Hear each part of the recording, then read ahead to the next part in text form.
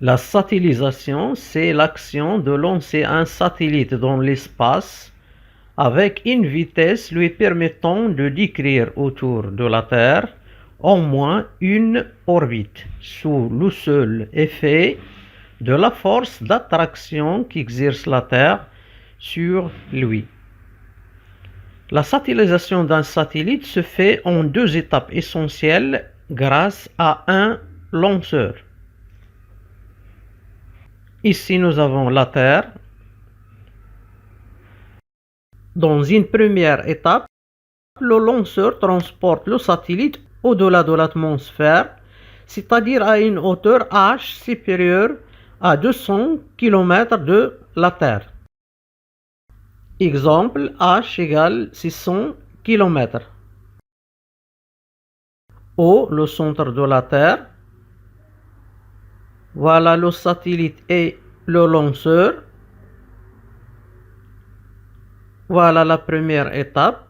Le lanceur transporte le satellite en un point M, situé à une hauteur h égale 600 km de la surface de la Terre.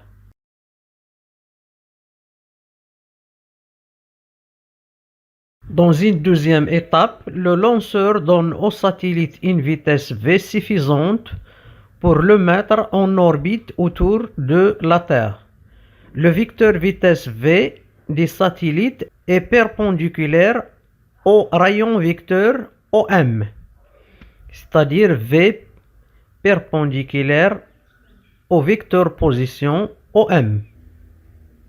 Orbite circulaire. Pour que l'orbite des satellites soit circulaire, il faut que la valeur de sa vitesse égale à racine de g mt sur rt plus h.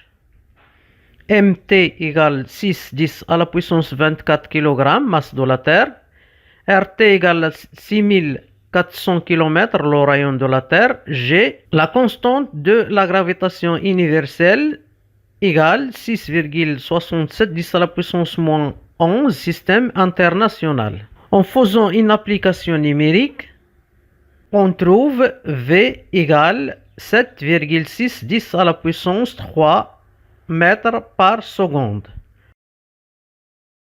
En donnant à la vitesse des satellites cette valeur, il va décrire, comme vous le voyez, une orbite circulaire autour de la Terre.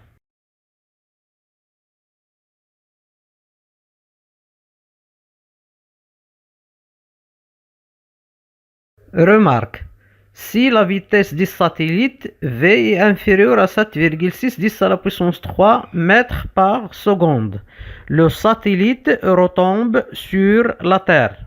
Voilà, ici on a communiqué au satellite une vitesse inférieure à 7,6 10 à la puissance 3 mètres par seconde. Vous le constatez ici, il va finir par tomber sur la Terre. Échappement du satellite. Si V est supérieur à VL, vitesse de libération, le satellite échappe définitivement à l'attraction gravitationnelle de la Terre en suivant une parabole ou plus vite une hyperbole. VL, vitesse de libération. La valeur de cette vitesse est donnée par la relation VL égale la racine de 2 GMT sur RT plus H. En remplaçant GMT, RT et H, on trouve VL est à peu près égal à 11,2 10 à la puissance 3 mètres par seconde. Donc ici V supérieur à VL. Si on lance le satellite avec V supérieur à VL, comme vous le voyez, il va échapper à l'attraction terrestre. Orbite elliptique. Si la vitesse du satellite est comprise entre la vitesse nécessaire à une orbite circulaire, c'est-à-dire 7,6 10 à la puissance 3 mètres par seconde, et la vitesse d'échappement 11,2 10 à la puissance 3, le satellite a une trajectoire elliptique de taille de plus en plus importante avec sa vitesse.